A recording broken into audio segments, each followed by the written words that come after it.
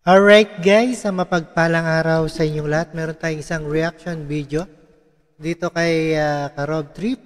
Ito ay drop out, posibleng maging resulta ng pagtigil ng senior high school program sa SUC at LUC. Ayan.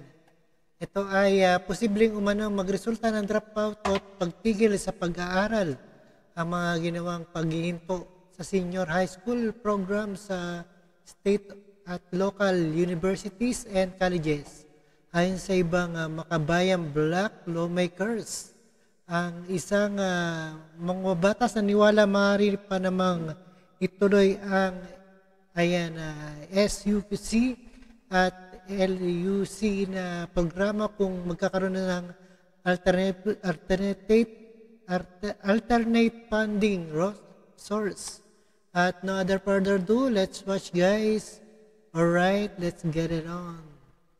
Dito sa UNTV. Alright, panoorin po natin Parehong guys. grade 11 students sa isang private university sa Quezon City, sina Nisana at Laura May. Kapwa rin sila benepisyaryo ng Senior High School Voucher Program ng Department of Education. Anila, malaking tulong ang ayuda ng pamahalaan upang makapagpatuloy sila sa pag-aaral. Kaya pareho silang naghihinayang para sa mga kapwa nila 11th grader na apektado ng pagtigil ng Senior High School Program sa state universities and colleges at local universities and colleges. Hindi naman po lahat afford yung tuition fee na mataas. Nahihirapan po sila mag-adjust sa mga lugar po or school.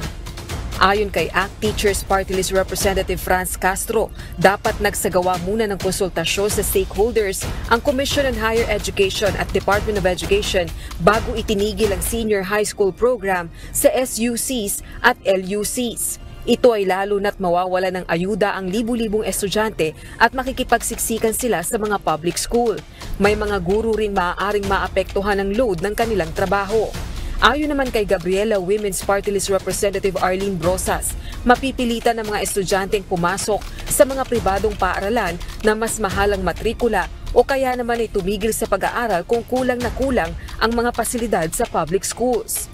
Naniniwala naman si Bohol 3rd District Representative Christine Alexi Bezas Tutor, miyembro ng House Committee on Higher and Technical Education, ang subsidy funding lamang para sa senior high school program sa SUCs at LUCs ang nahinto.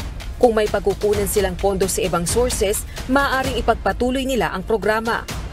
Pagtitiyak naman ng Department of Education, sapat ang bilang ng public schools upang i-accommodate ang libu-libong senior high school students na maaapektuhan ng discontinuation ng SHS program sa SUCs at LUCs. Binanggit din ni DepEd Undersecretary Michael Powa na may dalawang opsyon ang mga ito, mag-enroll sa public school na nag-aalok ng basic education o sa private schools at mag-avail pa rin ng voucher program. Rosa Licoz, UNTV News and Rescue.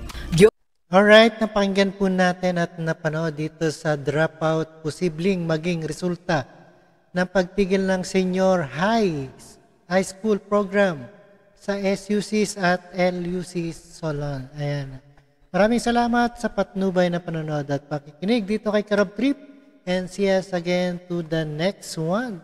Peace out.